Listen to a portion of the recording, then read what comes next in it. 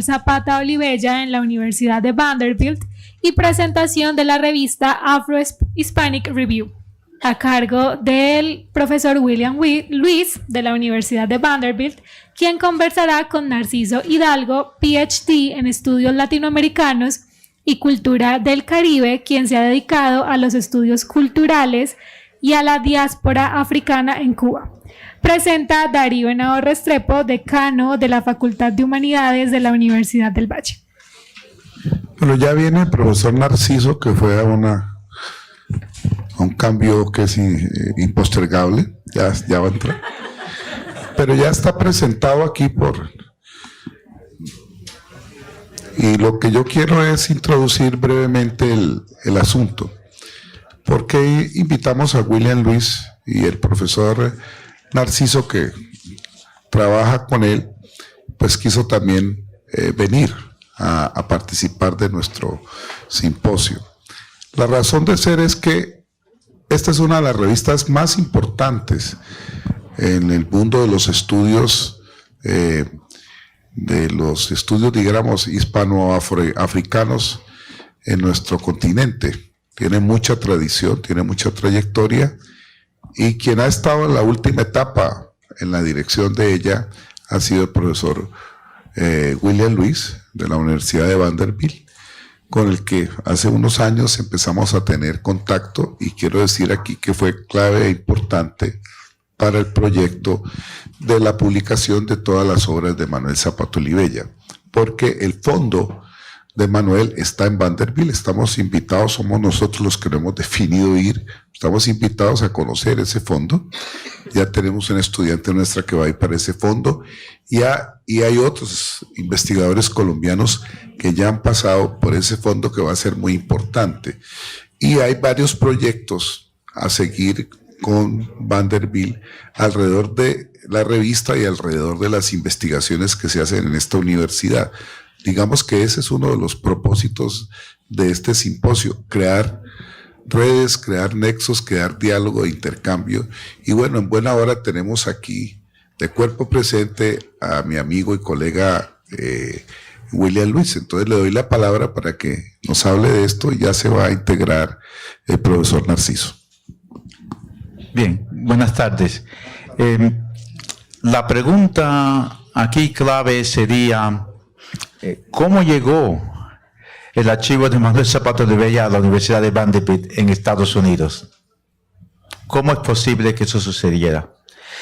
Y la respuesta tiene que ver con una amistad entrañable que yo tuve con Edelma Zapata Pérez, la hija de Manuel, a quien conocí personalmente en el 2008 en Cartagena. Pero antes de eso, ella y yo nos habíamos carteado porque estábamos preparando un número monográfico sobre Manuel Zapata Olivella de la revista Afro-Hispanic Review, que sería este número, en la que participa Edelma también, y otros escritores y críticos. Entonces, este número se publicó en el 2006, pero ahí es cuando comenzó mi correspondencia con Edelma, y a través de los años continuamos hasta que nos conocimos en el 2008 en Cartagena. Y después de varias conversaciones y hablamos del archivo de Manuel, y que parece, según su parecer, que había poco interés por el archivo en Colombia. Entonces yo le propuse la idea de que me permitiera investigar la posibilidad de trasladar el archivo a la Universidad de Vanderbilt. Entonces, en esa misma conferencia del 2008, Edelma me invita a Bogotá a que la visitara, y me invitó a ver el archivo, lo que había. Había unas más de 70 cajas que cubrían una pared de la casa de ella, de la sala de la casa de ella. Y efectivamente Vanderbilt apoyó la idea trasladar el archivo de Manuel a la Universidad de Vanderbilt, también porque teníamos otro archivo, la de Helgueras, que era un historiador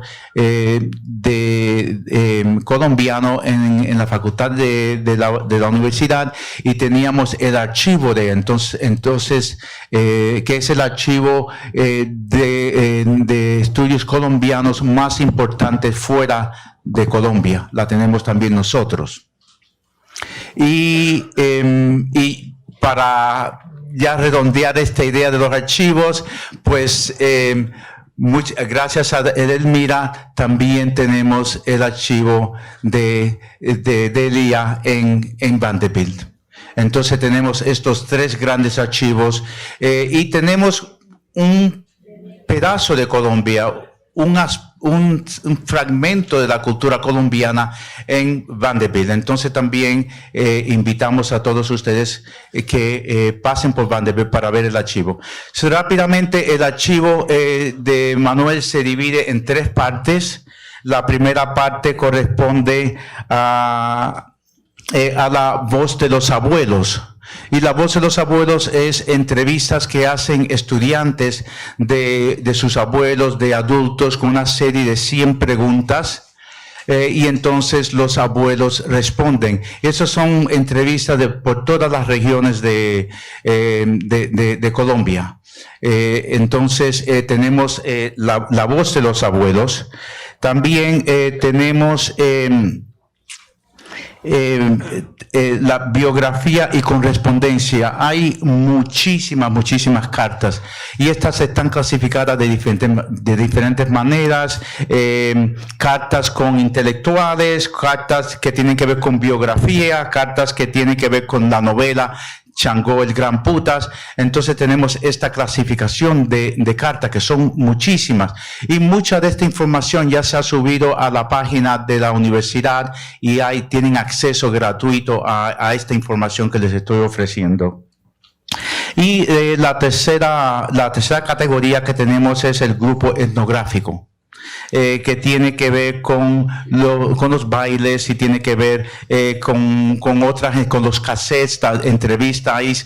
Hay más de 1500 entrevistas, hay cientos de cassettes, de grabaciones acerca de las investigaciones que Manuel hacía. Entonces, esto es un breve resumen de lo que tenemos nosotros, y en la sección de preguntas podríamos profundizar un poco más sobre el archivo de Manuel. Bueno, quería vincular aquí a Narciso Hidalgo un poco en la misma línea de lo que está planteando la experiencia del profesor William, y es en relación a lo que se ha desarrollado y se viene haciendo desde tu perspectiva en esta área investigativa en los Estados Unidos.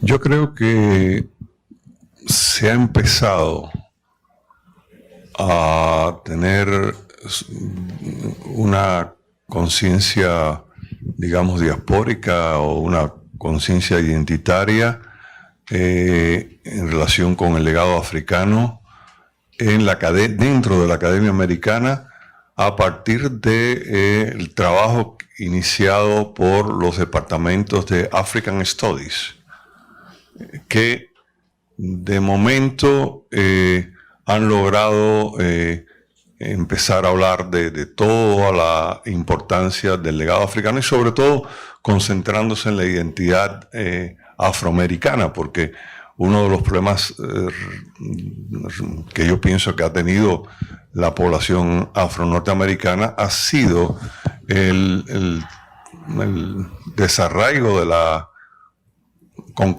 colonización. Es decir, los ingleses cortaron de raíz las tradiciones de los africanos, a diferencia de lo que pasó en otras colonias, pues sobre todo las colonias españolas. Y entonces, desde mi punto de vista, uso la palabra negro. El negro norteamericano a veces está en un limbo. Él no se asocia, no se vincula al establishment que es blanco, WASP, anglo-saxon, pero tampoco encuentra un sedimento histórico-cultural porque son protestantes, son cristianos, viven en un mundo totalmente anglo y en un mundo totalmente fuera de las raíces africanas.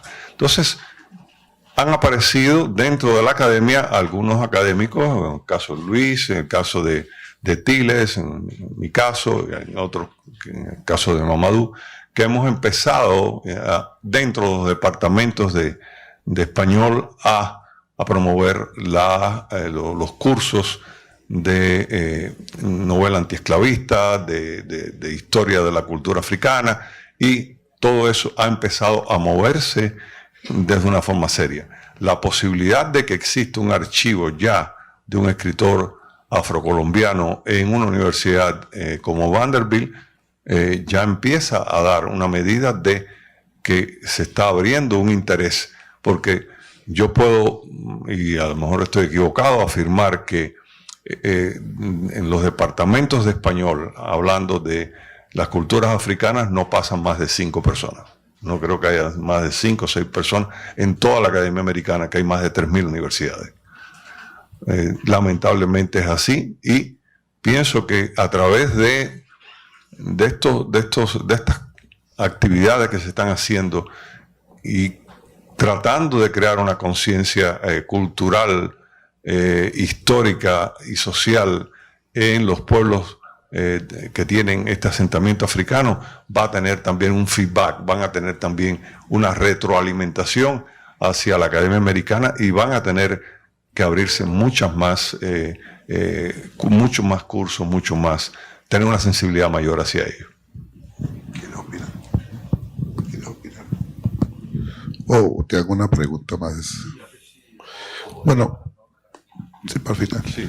Yo quería después también hacer una pregunta sobre los archivos, porque usted me hizo una pregunta y yo traté de contestar, pero sobre los archivos yo tengo entendido que se está digitalizando todo el material, ¿me equivoco?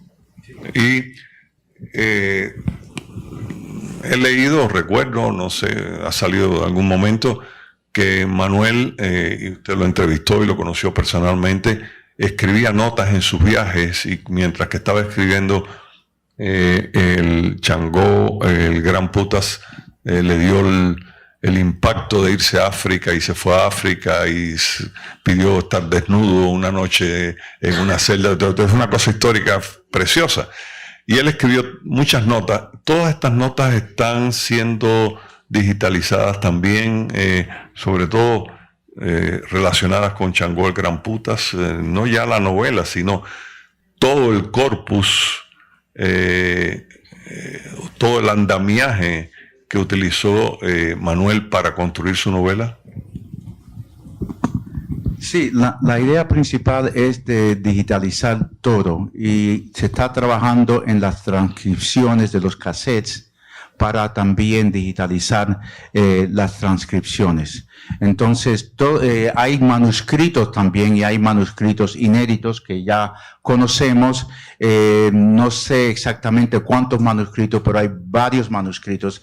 Entonces, no estoy seguro cuál es la situación. Creo que eso tal vez requiera repasar el contrato que tenemos con la familia y ver si es posible digitalizar algunos, pero como dije, son manuscritos inéditos. Entonces, eso todavía creo que se está tratando de ver cómo se maneja, pero lo demás, las transcripciones, también hay videos, hay casetes, pero también hay videos. Yo no creo que los videos se podrán en la página, pero sí, si hay interés, por favor, pasen por la universidad para que vean lo que hay.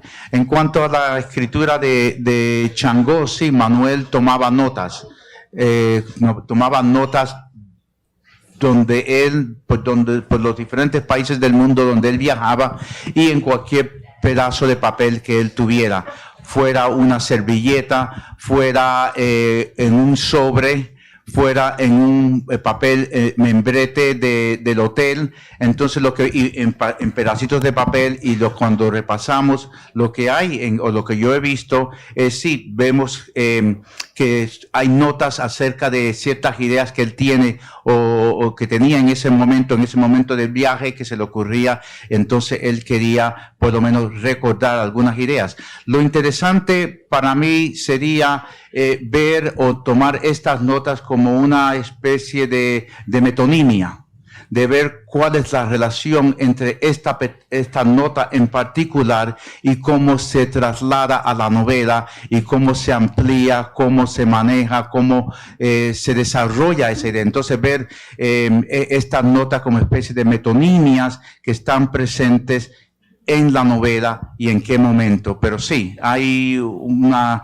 serie de notas y de cartas y de todo. Así que es un archivo riquísimo de información. Es que ese diálogo entre las notas y la obra final para mí es como recorrer un laberinto maravilloso, porque uno tiene una nota, tiene una idea, y él dice en ese artículo que cuando va a África, que se da cuenta que en ese momento tiene que cambiar completamente la estructura, y se aclara a partir de ese momento cómo él tiene que empezar a establecer ese desarraigo desde África hasta las Américas. Sí, quisiera añadir un poquito más acerca de estas tres categorías que había señalado, la correspondencia, la voz de los abuelos y el grupo etnográfico. Y entonces en el grupo etnográfico tenemos el Teatro Anónimo Identificador, en la que participa Fernando González Caliao y el Rumbao. También tenemos las culturas indígenas de la Guajira, que también abarca filosofía, religión, cosmovisión. Tenemos otra categoría de higiene y salud. Otra cuarta, relaciones de género y los guayú de la Guajira.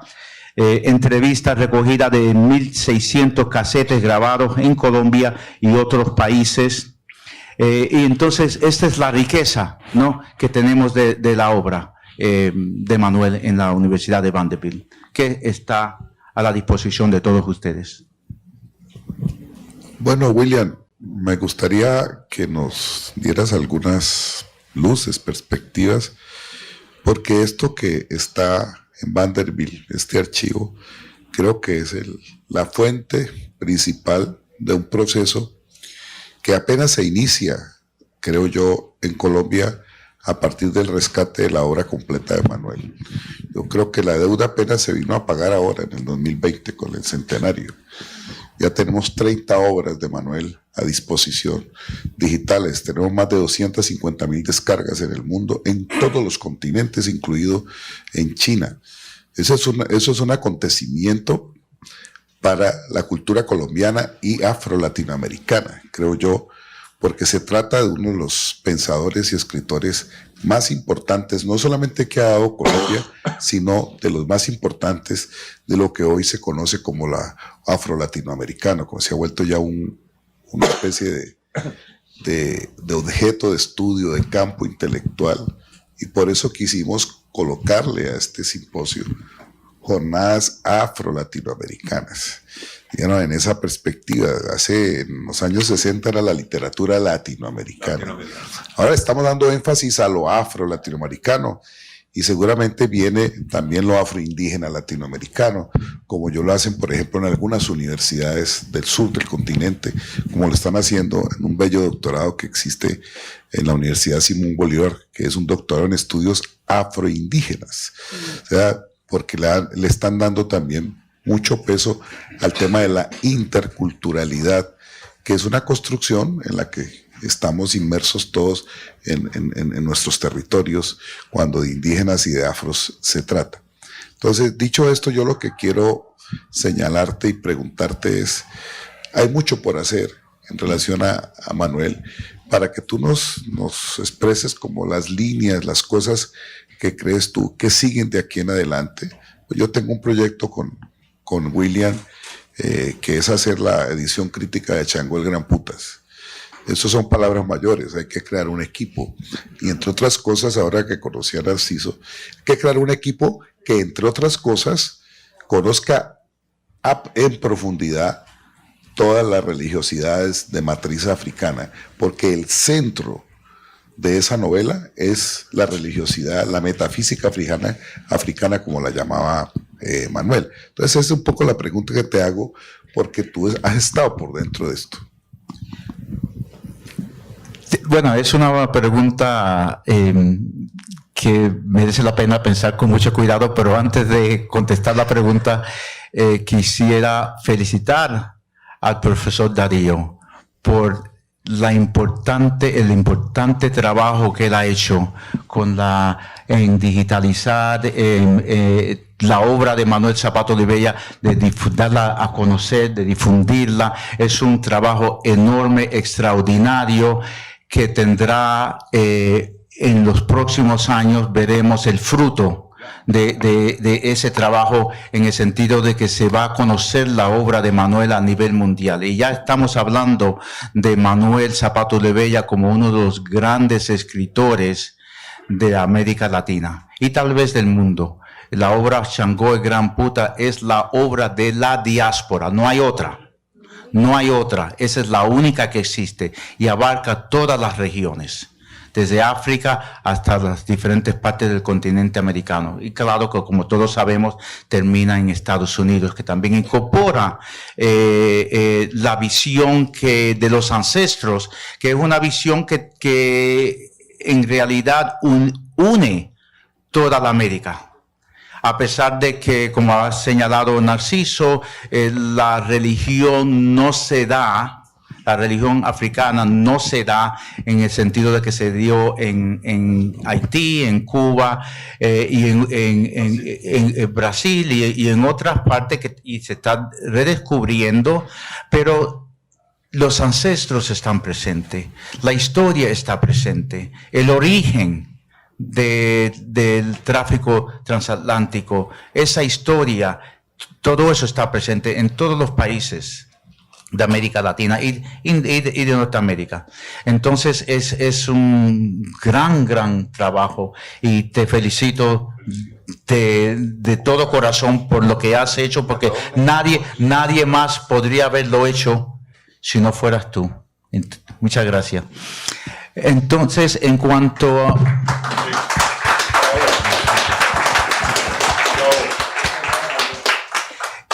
Y es por medio de esta amistad que hemos podido unir varias partes de América, ¿no? Y también, hablando del futuro, incorporaremos África, ya en la China, otras partes de Europa.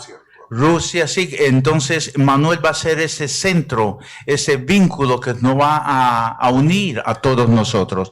Entonces, en el futuro, ¿qué esperamos en el futuro? Esperamos este tipo de difusión, de más traducciones, de que la obra llegue al lector, de tener este tipo de conversación, pero en diferentes zonas geográficas, en diferentes climas, en diferentes idiomas. Eso es lo que creo que nos espera en el futuro. Y en el futuro también vamos a empezar a reconocer todavía más la importancia de Manuel, no solamente en cuanto a Chango y en cuanto a la diáspora, pero como habíamos dicho, en cuanto a uno de los grandes escritores. El talento de Manuel de abarcar tantos géneros, tantos temas, tantos espacios,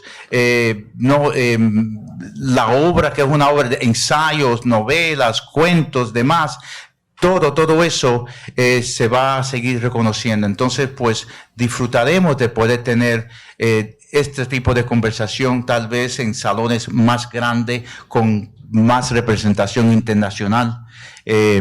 Y eso sería una manera. Entonces, en cuanto a trabajo, yo creo que el trabajo de comparatista todavía existe con otras obras que se están escribiendo y que se han escrito en Brasil, en Cuba y en otras partes. Y una curiosidad que yo tengo es cómo se va a recibir la obra de Manuel en África. Porque sabemos que hay una fuerte influencia del musulmán y del cristianismo, y en cierto sentido se ha apagado, se ha silenciado las culturas africanas, las religiones africanas. Entonces, eso es otra tarea que tenemos, de llevar la obra de Manuel a África, para que también comencemos a rescatar esas tradiciones que se han silenciado, que son netamente parte de nuestra tradición, pero también es parte de la tradición de ellos. Sí, yo quería decir algo, porque acabamos de reconocer el excelente trabajo que ha hecho el profesor Darío Henao, y hablábamos de la importancia enorme de la obra de Zapato Olivella a nivel no solamente continente, sino tal vez a nivel mundial. Pero yo creo, y creo firmemente en la educación, que hay que seguir creando o sembrando las raíces de toda esta diáspora africana, para que Manuel Zapata Olivella y la obra de él no sea un hito que se quede desconectado de las realidades contemporáneas. Es decir, hace un rato se acercaba un muchacho aquí a conversar conmigo y preguntarme cosas en relación con sus orígenes y con sus raíces, y yo creo que parte del proceso de enriquecimiento está en educarlos, darles la posibilidad de que puedan aprender de la diáspora desde el punto de vista histórico, cultural, religioso, para que eso siga promoviendo el desarrollo de la cultura y del legado africano. Es lo que yo pienso.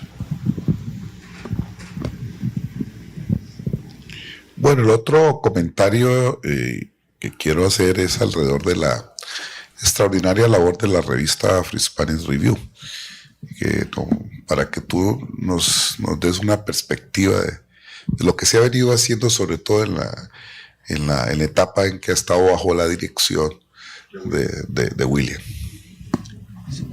Bien, quiero primero mostrarles un ejemplar de la revista antes de que llegara a Vanderbilt. La revista se funda en 1982 en la Universidad de Howard, que está en Washington, D.C., que es una universidad de afroamericanos. Entonces, la funda Ian Smart, Henry Richard y Stanley Cyrus, que son caribeños y caribeñistas, dos de ellos de Howard y Henry Richards en la Universidad de Buffalo, y se reúnen a fundar esta revista. Y el propósito de la revista era dar a conocer la imagen del negro, y también con motivos de la docencia, de crear programas de estudio para educar a los estudiantes nuestros. Noten ustedes que en 1982 ya estamos, ha sido fruto del movimiento por los derechos civiles en Estados Unidos, pero también hay revistas en América Latina que están surgiendo o que salen. Entonces, en base a esta influencia, ellos ven la necesidad de crear esta revista, y inmediatamente la revista cobra cierta importancia. De hecho, en la contraportada de la revista tenemos la función, una explicación de la función de la revista y lo que la revista quiere, la meta que la revista quiere conseguir. Entonces, diversidad, educación, dar a conocer la importancia del negro, la cultura del negro en Hispanoamérica, principalmente, pero también en otras regiones. Entonces, la revista está 4 años en la Universidad de Howard y en 1986 pasa a la Universidad de Missouri. Y en la Universidad de Missouri, los editores son Marvin Lewis y Edward Mullen, que son 2 especialistas, y creo que es aquí donde la revista cobra aún más importancia por medio de estos 2 editores. Marvin Lewis era una de las figuras importantes de promover la literatura afrohispana, escribiendo libros sobre Colombia, sobre Argentina, negro Argentina, Venezuela, Uruguay y en otros países. Y Mullen se había hecho cargo de Cuba, y también ha escrito sobre el Harlem Renaissance y la comparación entre los 2 movimientos. Entonces, ellos, Marvin gana varias becas nacionales para promover la cultura afro en los países hispanohablantes. Entonces, él jugó un papel importantísimo. Entonces, este era uno de los ejemplares de la revista que se publicó, este es de 1987. Pero cuando llega la revista a Vanderbilt, decidimos cambiar el formato para que fuera una revista más tradicional. Entonces, este es un ejemplar. De hecho, este ejemplar la revista tiene números normales, pero también sacamos números monográficos y también con dossiers. Entonces, esta revista, que fue el último número que hemos publicado, tiene un dossier sobre el Sias Matán Góngora, y aparecen poemas inéditos en la revista, además con ensayos críticos. Entonces, y como le había dicho, en el número de 2006 sacamos un número sobre Manuel Zapata Olivella, pero también hemos tenido otros números explorando no solamente la misión original, pero ampliando esa misión. Entonces, sacamos, por ejemplo, un número que se vendió inmediatamente, que era sobre Afroasia. Ver cómo África y la influencia africana también se compara con la presencia en Asia, pero también a Asia misma. Entonces, ese número se vendió inmediatamente. También tenemos un número monográfico sobre Brasil. Y con el número sobre Brasil, antes la revista se publicaba en inglés y en español, pero con el número sobre Brasil, entonces empezamos a publicar también en portugués. Y originalmente la misión era literatura, principalmente literatura. Entonces, cuando pasó a Vanderbilt, empezamos a ampliar el tema de la cultura. Entonces incluimos artículos sobre la música, incluimos ensayos pictóricos de arte. Como ustedes apreciarán, en cada número tiene una obra de arte. Entonces, esta tiene que ver con una exposición de José Antonio Aponte, que estuvo recorriendo varios estados y comenzó en Cuba y recorrió varios estados, estuvo en Vanderbilt, y nosotros nos aprovechamos también para dar a conocer la exposición. Esta es un número monográfico sobre Mendive, Choco y Olazábal, tres pintores cubanos que estaban de visita en la Universidad de Missouri. Entonces, este es el Barco Negrero de Mendive, que es una obra preciosa. Entonces, lo que quiero señalar es que hemos ido ampliando. Entonces, sí publicamos literatura, pero también, como dije, arte, religión. Tenemos un número sobre las religiones africanas en el Nuevo Mundo, que fue editado por Narciso, pero también tenemos otro número sobre Palo Monte, que es otra religión que se practica. Entonces, seguimos incluyendo y tenemos estudios históricos tenemos estudios antropológicos, tenemos estudios de otras disciplinas. Entonces la revista se ha convertido en una revista interdisciplinaria. Y el número que ahora estamos trabajando es sobre una conferencia que se celebró en Camerún, en Yaoundé, y Mamadou y Joseph Otobela, que son los editores invitados de ese número, y ahora en este momento estamos corrigiendo las pruebas para sacar ese otro número. Entonces ese número es sobre África y en particular Camerún, pero y la parte francófona como también la parte hispanófona, hispanohablante, sí. Entonces estamos en estos procesos e invitamos a todos ustedes a que participen y contribuyan, o sea, mandando un artículo, o si son escritores, mándenos poemas, mándenos narraciones para evaluarlas y considerarlas de publicación. También, como mencioné, manejamos dossier, que eso es una concentración dentro de la revista, y también números monográficos, que sería la revista entera sobre el tema que se está manejando. Entonces, la primera cosa que pueden haber notado es que la revista, cuando llega a Vanderbilt, tenía creo que 35 páginas. Los números que hemos publicado, yo soy parte del board de editores desde que la revista llegó a Vanderbilt en el año 2007. 2005. Sí, que ya la edad lo hace olvidar la fecha.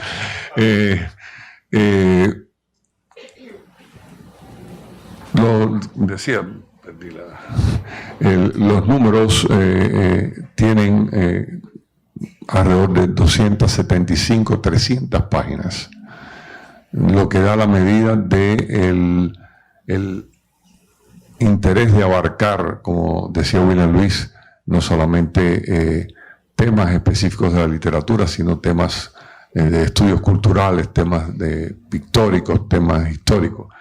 Y yo creo que una de las cosas importantes que él aporta a la revista es la idea de crear los guest editors, los editores invitados.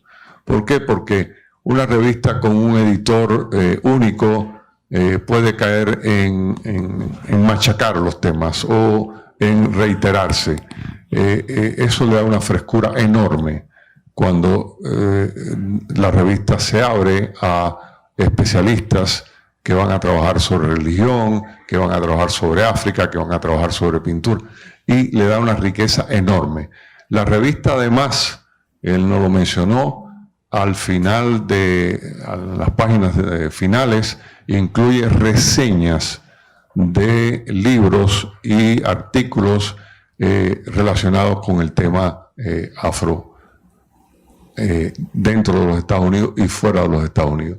Es decir, yo creo que la revista, además el cuidado que ha tenido William Lewis con las portadas, con las ilustraciones, hay un número que a mí me llamó mucho la atención, que estuvimos hablando en la portada, que habla de la idea del concepto de pelo bueno y pelo malo que se maneja en el Caribe. Cosa que para un gringo quizás sea una cosa diciendo, ¿y qué tiene que ver esto?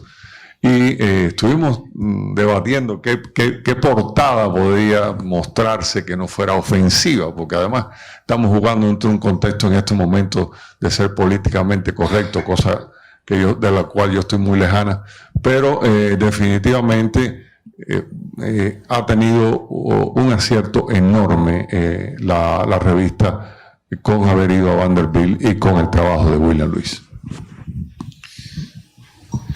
Bueno, tenemos unos 15 minutos para preguntas al público.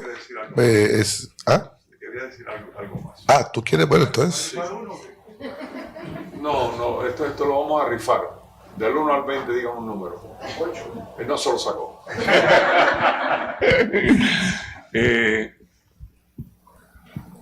La Universidad Autónoma Latinoamericana de Medellín, en tiempos de pandemia, publicó esta antología, El legado de culturas africanas en el Nuevo Mundo.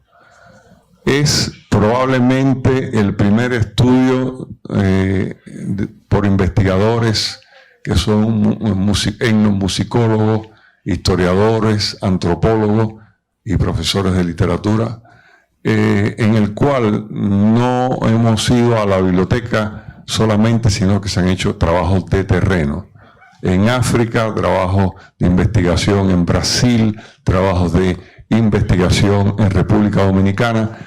El número incluye ensayos sobre el juego Abacuá, que es un juego de origen congo, que nada más ha tenido raíces en Cuba, y tiene artículos sobre candomblé en Brasil, investigadores en Brasil, sobre vudú en República Dominicana, sobre el lenguaje de los tambores en África por una escritora de Guinea Ecuatorial, y sobre la religión yoruba, que es mi tema. Es decir, yo creo que es un excelente material para empezar a no especular como hace el Internet sobre las religiones. Y está en Busca Libre. Yo no estoy haciendo propaganda ni promoción, yo no tengo nada que ver con la ganancia. Está en Busca Libre, que es una distribuidora colombiana. Se llama Legado de Culturas Africanas en el Nuevo Mundo.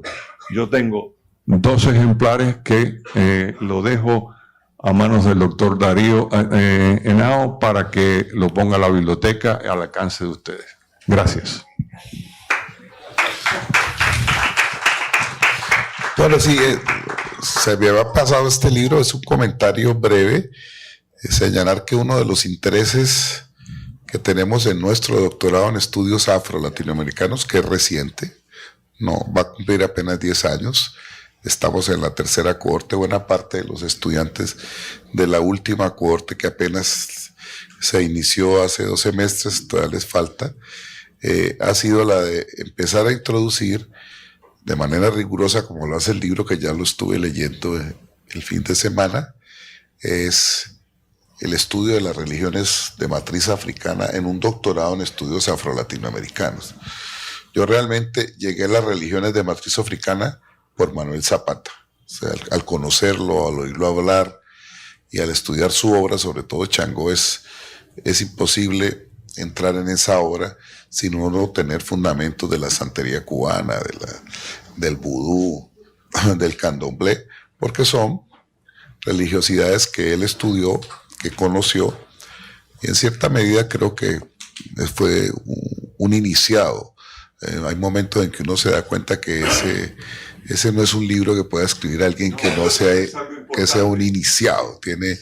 Eso hablaba aquí con Narciso, que sí es practicante, es iniciado yoruba, y él está en ese afán, que es el mismo que hemos compartido con William, de hacer una lectura en esa clave, en la clave de esa matriz, de esas religiones que están en la elaboración, que obviamente en países como el nuestro, Colombia, un país supremamente conservador, católico, que tuvo un proceso de colonialismo brutal contra las religiones africanas, no se conservaron. Acá no tuvimos concentración de población como se dio en Brasil o en el Caribe de plantación. Aquí tuvimos minería, y más pequeña y más. Por tanto, las supervivencias y las cosas se pueden haber quedado, fueron más difíciles de mantenerse en los rituales, pero los hay. Entonces, esto que acaba de plantear Narciso es muy importante. Hemos traído algunos expertos a nuestro doctorado en esto, y la idea que nos queda con William y con Narciso es el próximo año hacer un simposio o un seminario internacional única y exclusivamente dedicado a las religiones de matriz africana, trayendo expertos de Cuba, de Brasil, del vudú. Podemos traer aquí unos 8 o 10 expertos, encerrarlos una semana a escuchar en detalle, porque creo que como objeto de conocimiento en el mundo académico es fundamental. Eso no hay otra manera de reivindicar ese pasado, eso que Manuel definía como lo más importante que África le legó al mundo, lo que él llamaba la metafísica africana. Él decía, muchas cosas le legó, pero lo más importante, siempre, y hay varios ensayos de Manuel,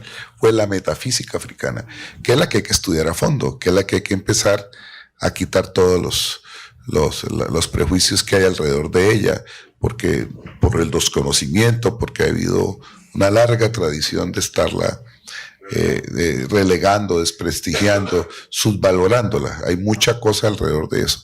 Y porque últimamente también hay un mercantilismo, que lo hablábamos con Narciso, alrededor de esto, que tampoco es precisamente de lo que se trata. Entonces, por eso agradezco muchísimo, y es de la mayor importancia que estén aquí nuestros amigos Narciso Hidalgo y nuestro amigo William Luis, que también es un gran conocedor y un iniciado en estos temas, de las cosas que más sabe, aunque él es muy discreto. Entonces no sé si quiere hacer algún comentario final, porque esta es una dimensión, a partir de este libro que ya lo tengo aquí, lo voy a poner a disposición de los estudiantes del doctorado y los que quieran en la copiadora de Don Chema. Sí, rápidamente, para unirme a este comentario, primeramente estas revistas se quedan aquí para que ustedes la puedan apreciar. En la página web del Afro Hispanic Review verán todos los números que hemos publicado con la portada. Yo escribo una nota del editor en cada número, alguna preocupación que tengo en ese momento y demás, pero lo que también quería señalar o quería unirme a lo que se ha dicho es que la propuesta mía es que es imposible, creo yo, es imposible de entender la vida del negro en las Américas si no entendemos la religión. Es decir, para tener acceso a la historia, tenemos que tener acceso a la cultura y a la religión. Si no estamos en la superficie, vamos a hacer comentarios anecdóticos y demás, pero no es hasta el momento en que entremos en la religión que vamos a poder profundizar y ver conexiones como la obra de Manuel nos señala que deberíamos hacer, ¿no? Changó es esa propuesta misma de acercarnos a las religiones. No tenemos que ser iniciados, pero tener una idea de cuál es esa cosmovisión bantú de los orishas, los ancestros, los vivos, los que no han, los muertos, todos, es una visión completa. Entonces, pero quiero reconocer, pregunta, sí. No, sí. quería decir algo, William, quería decir algo un segundo, Sí. que no solamente es un fenómeno de las raíces culturales de origen africano, un problema cultural. Cuando uno lee El reino de este mundo, cuando uno lee El reino de este mundo, por ejemplo, y en un momento la ejecución de Macandal, que se convierte en mariposa, si uno no conoce las religiones de origen africano, no entiende qué es lo que pasó. Tiene que pasar la página y decir, qué interesante, el cuerpo fue quemado y salió una mariposa. Y ahí detrás de todo eso hay un lenguaje religioso. Y yo pienso que, como decía Willy, la música y la religión llegan casi al Caribe, llegan casi antes de aprender a hablar. Es parte de la fe y la música. Uno ve pequeñitos de 4 o 5 años que se mueven y pueden bailar y no saben hablar todavía, pero es parte de la esencia de la cultura de origen africano.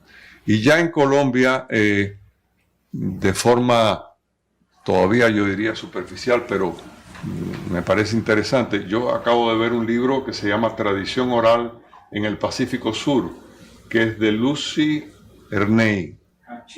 Ajá. Y lo acabo de recibir, lo acabo de empezar a revisar, y ella enseña que es un rezo, que ya está dando unos pasos buscando, pero me doy cuenta que está todavía como el niño que empieza a caminar y que se va de lado y que quiere llegar, pero es interesante. Y eso es lo que hay que hacer, seguir profundizando en la educación de estas cosas que van a enriquecerlo a uno, no solamente desde el punto de vista de la fe religiosa, sino desde el punto de vista cultural. Bueno, nos quedan 5 minuticos para 2 preguntas porque tenemos 2 conferencias a más, entonces 2 preguntas precisas. El señor quería... Allá al fondo. ¿Quién más? Bueno, primero felicitaciones por este menú que nos han dado hoy. Este es como un pusandao del Pacífico. A ver, yo estuve con Manuel en Barbacoas y una de las cosas que él me dijo es: Félix, yo no debía andar dando conferencias ni charlas para sobrevivir y tengo que hacerlo ahora. Y la pregunta mía es: ¿qué costo tiene, qué valor tiene tener allá en la universidad la documentación de Manuel Zapata? Es decir, ¿cuánto les costó? ¿Cómo hicieron la transacción o qué pasó? Sí, perdón. Los gastos, pues no estoy muy al tanto de esa parte porque fue manejada por la biblioteca y los bibliotecarios. Pero lo que sí puedo decir es que la colección Manuel Zapata Olivella es la más visitada de todas las colecciones que tenemos nosotros. Tenemos cateo con personas de Japón, de diferentes países de África, de Europa, de América Latina. Entonces es la más visitada. Otra vez les repito que por favor vayan a la página de Manuel Zapata Olivella de la biblioteca y verán lo que se ha digitalizado. Todo no está disponible todavía, pero se está trabajando en eso. Y también quiero también mencionar la de Delia, que está también en la Universidad de Vanderbilt. Pero él hizo una pregunta que a mí me parece que todavía no. Hay un tema, las universidades en los Estados Unidos para este tipo de actividad tienen recursos, dinero. El proceso de digitalización hace que sea universal después el acceso a la información. En muchos casos, en países latinoamericanos, y pongo el ejemplo de Cuba, que ha estado bajo un embargo, etcétera, se han destruido los archivos y nadie ha tenido acceso a ellos. La humedad, el calor los ha destruido. Entonces la posibilidad de que estén en un lugar donde se pueda digitalizar, donde se pueda dar a conocer en el mundo, eso hace que ya salga del contexto puramente nacional o cultural de la nación colombiana a un contexto universal. Bueno, perdón, déjame, ya que estamos, y no quiero tomar más tiempo, pero también la Universidad de Vanderbilt, por medio de una historiadora, Jane Landers, ella ha ganado becas para digitalizar los archivos en las iglesias y en los ayuntamientos de diferentes países para que no se pierda ese material. Y si van a la página de la universidad, de los archivos digitalizados en América Latina, encontrarán en Cuba, en Colombia. Ella ha viajado en Brasil, en diferentes países donde ha entrado y con un equipo para digitalizar todo lo que tiene para que ese material no se pierda. Perdón. Bien, muchas gracias. Bueno, yo quería hacer un comentario y una pregunta. Frente al comentario, pues iba muy en la dirección de lo que usted estaba planteando. Y es que hace algún tiempo, cuando yo estaba haciendo mi investigación sobre Manuel, fue muy complicado lograr recabar su obra en definitiva, y a través de la familia, de Delmira, de su nieta, me di cuenta que el archivo estaba en Vanderbilt, y creo que en ese momento y hasta ahora me hago la pregunta acerca también de qué es lo que sucede a nivel de la gestión documental de nuestro patrimonio nacional, que no se ha reconocido, que no se ha validado de tal suerte que universidades como la universidad, o que en definitiva se logre justamente rescatar y cuidar el archivo ante condiciones que, por ejemplo, en términos de Pablo Gómez, quien ha escrito sobre el periplo del archivo, pues se cuenta un poco de qué manera la correspondencia con Langston Hughes se perdió en alguna medida, o algunas de las cartas estaban corroídas también por las condiciones ambientales y demás. Entonces, en definitiva, lo que quiero señalar es que de manera inevitable el que el archivo esté en la Universidad de Vanderbilt fuera de Colombia, de alguna manera nos interpela a nosotros en términos de qué es lo que pasa con nuestra gestión documental. Pero por otro lado, celebro el que el archivo esté en esta universidad y que ante pues esas circunstancias la universidad ofrezca la posibilidad de que los investigadores que estamos interesados en la obra de Manuel y de Delia podamos conocerlo, ya sea a través de una beca de investigación por un lado. Pues yo, digamos, pongo de ejemplo mi experiencia para hacerles saber a los compañeros y compañeras que están interesados en la obra de Manuel que hay, digamos, esta iniciativa y esta posibilidad que ofrece la Universidad de Vanderbilt para que nosotros podamos ir a través de esa beca de investigación. Y por otro lado, el ejercicio de la digitalización de la obra, que es impresionante y que yo creo que apunta de alguna manera a la democratización un poco del archivo. Y la pregunta que iba a hacer, pues está en la dirección de, ustedes han ordenado el archivo, lo han clasificado en términos de lo que hay en la correspondencia con otros intelectuales, de lo que se ha hecho en teatro, música, en fin, pero quisiera saber si hay algún acervo documental que nos permita conocer un poco más la faceta de Manuel en términos íntimos, si hay algo que nos permita reconstruir esa relación con Rosa Bosch, las mujeres que rodearon la vida de Manuel, y finalmente si es cierto que, como lo plantea Pablo Gómez, ese archivo o esa correspondencia más bien con Langston Hughes se perdió o hay algunos insumos. En cuanto a la correspondencia con Langston Hughes, estoy casi seguro que está allí en el archivo. Entonces, sí, habría que repasar, pero si mal no recuerdo, está presente en el archivo. Puede que en algún momento se haya perdido, pero forma parte de... Sí, y una pregunta que se sugiere es...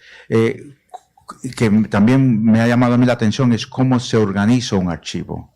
Y el archivo se puede organizar de diferentes maneras, ¿no? Pero esta es la manera en que los estudiantes y las personas que han estado a cargo de organizarlo, pero se podría organizar de otras maneras, pero la única manera de saber lo que hay es ir y consultar el archivo. Sí. Bueno, yo tengo un comentario hacia William por algo que dijiste sobre cómo utilizar este material, porque me parece magnífico que esté disponible. Ahora viene la tarea de dar a leer y dar de leer y dar a investigaciones eso. Entonces la sugerencia que haces de encontrar relaciones paratextuales, tú lo llamaste una metonimia, también se pueden hacer otras lecturas de indicios o de simbolismo, pero quisiera saber si de pronto hay algunos trabajos ya en proceso sobre esas relaciones entre los paratextos y el texto, porque creo que es un campo de indagación interesante para los que estamos estudiando el doctorado. Sí, creo que ese tipo de trabajo lo vamos a ver más en el futuro, porque en este momento yo por lo menos no he visto ese tipo de trabajo con lo que podría representar el estudio.